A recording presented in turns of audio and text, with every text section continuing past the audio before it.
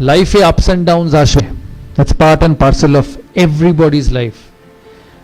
ভারতের প্রধানমন্ত্রীও ইলেকশন হারে, ক্লাসের লাস্ট বয়ও ফেল করে, সচিন তেন্ডুলকরও 100 করে, সচিন তেন্ডুলকর 10টা ম্যাচে ফেলও করে। সচিন তেন্ডুলকর ভারতের হয়ে 700 ইনিংস খেলেছে, 700 সেঞ্চুরি করেছে 100টা, তার মানে বাকি 600টা ম্যাচে তো সে 100 করেনি। But every time he has turned out for India, he has believed that he will succeed. এর মূল কারণ হচ্ছে যে everybody will fail, but you have to come out of failures. You know, there will be an exam in school, there will be a pre-semester exam in school where your results will not be good. Maybe you have not studied enough, but that doesn't mean যে পরের সেমিস্টারে তোমার যে results হবে that will not be good. It will exactly depend on what you do from that semester to the next semester. So don't put your head, your shoulder, your belief down with failures, because failures will come. There is nobody in the world who is not failed. Virat Kohli ke dekho, last 3 months hasn't got a run against Australia, hasn't got a run in the IPL. Shobai IPL dekho to?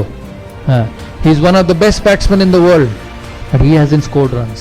কিন্তু এর কোনো মানে নেই যে পরের সিরিজেও run করবে না। ও তখনই রান করবে না যখনই ও নিজে বিশ্বাস করে যে ও রান করতে পারবে না। But if he believes that he will succeed and he works towards being successful, he will succeed. আমি অনিল কুম্বলের একটা ঘটনা বলি বিফোর তোমাদের কাছ থেকে প্রশ্ন নেবার আগে। 2003 সালে ভারত অস্ট্রেলিয়া যায়, 2003 সালে ভারত অস্ট্রেলিয়া যায়। সেখানে অস্ট্রেলিয়ায় 2টো স্পিনার নিয়ে যেতে চেয়েছিল ভারতীয় সিলেক্টররা। আমি যখন ক্যাপ্টেন, আমাকে বলা হয় যে হরভজন সিং যাবে আর মুরলী কার্তিক যাবে। আমি ওই সময় জানতাম যে অনিল কুম্বলে যদি ওই ট্যুরে না যায়, অনিল কুম্বলের ক্যারিয়ার হয়তো শেষ হয়ে যাবে। And also I quietly believed that he was probably the best spinner in my team, but the best spinner is having an off time. So there are two ways to deal with it. Either you let him go and let a career get spoiled, or you put an arm around his shoulder and say, hey listen, I back you.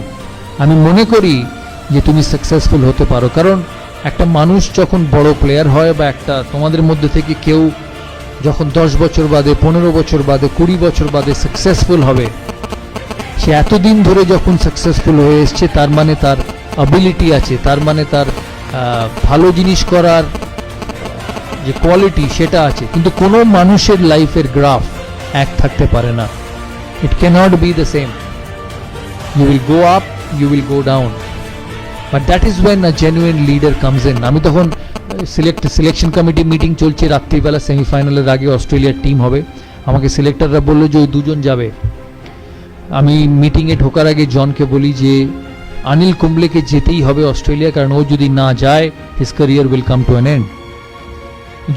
John agreed. John বললো হ্যাঁ ঠিক আছে, অনিল কুম্বলে যাক। আমরা selection মিটিংয়ে ঢুকি, 2 ঘন্টা, 2.5 ঘন্টা, 3 ঘন্টা সিলেকশন মিটিং চলে, কিন্তু অনিল কুম্বলেকে কোনো সিলেক্টর নিতে চায় না। আমি মিটিং শেষ হবার আগে অবধি বলি, যতক্ষণ না অনিল কুম্বলের নাম এই খাতায় লেখা হবে আমি এই মিটিং ছাড়ব না। অনেকক্ষণ তর্কাতর্কির পর সিলেক্টররা বলে ঠিক আছে, তুমি ভারতীয় টিমের captain, you are the captain of the side, I give you what you want. কিন্তু ভারত যদি ভালো পারফরমেন্স না করে, অনিল কুম্বলের আগে তোমার চাকরি যাবে। টিম সিলেক্ট হয়, অনিল কুম্বলে অস্ট্রেলিয়া যায়। অনিল কুম্বলে 5th টেস্ট সিডনিতে, লাস্টে, যেটা স্টিভ ওয়াল লাস্ট টেস্ট, তোমরা সবাই দেখেছো হয়তো, স্টিভ ওয়াল লাস্ট টেস্ট, ভারতকে 7 উইকেট নিতে হবে টেস্ট ম্যাচটা, সিরিজটা জেতার জন্য। আমার সকালে অনিল কুম্বলের সঙ্গে দেখা সিডনি মাঠে ড্রেসিং রুমে। আমি অনিলকে গিয়ে জিজ্ঞেস করি যে Anil, this is one of the biggest days in Indian cricket, কারণ ভারত অস্ট্রেলিয়ায় গিয়ে অস্ট্রেলিয়াকে কোনোদিন হারাতে পারেনি, and we have a chance of beating them. তখন আমি বললাম what should I do? 90 over সারাদিনের খেলা, আমাকে 7টা উইকেট নিতে হবে, এরপরে সিরিজ শেষ, how do I go about? আমাকে একটা কথা বললো যে তুমি you worry about the 45 overs from the other end, and I will look after the 45 overs from this end, because he is such a champion. Anil Kumble, আমরা ওই সিরিজে এত ভালো খেলি, আমার এখনো মনে আছে অস্ট্রেলিয়াতে যখন 5th টেস্টের পরে সিডনি, এরা মিডিয়া রুম এত বড় ছিল, আমি মিডিয়া রুমে ঢুকি, মিডিয়া কনফারেন্সে আমি হঠাৎ ঢুকে দেখি শুধু হাততালি। আমি অবাক হয়ে যাই ফার্স্টে যে কেন এত হাততালি দিচ্ছে, কি কারণ?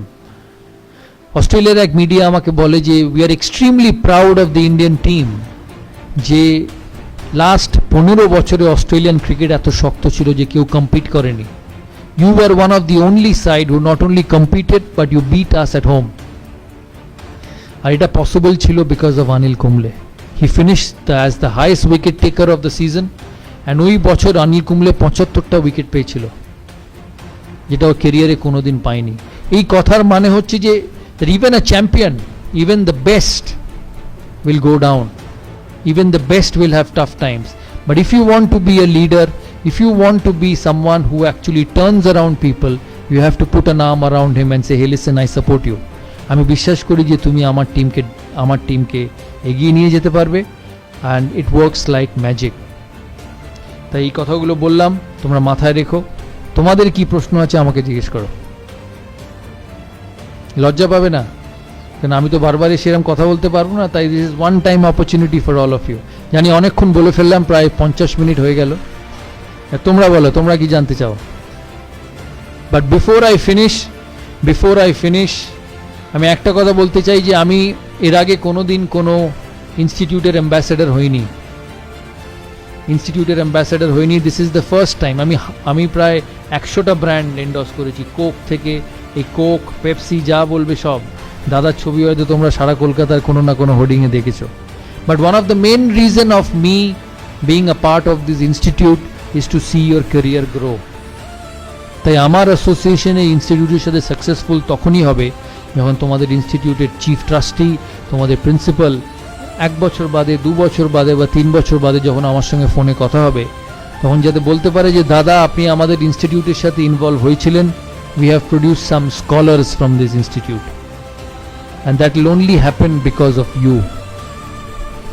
খেলাধুলোয় কোচ, পড়াশোনায় teacher can teach you, can tell you what to do, but what you become, what you do is up to you.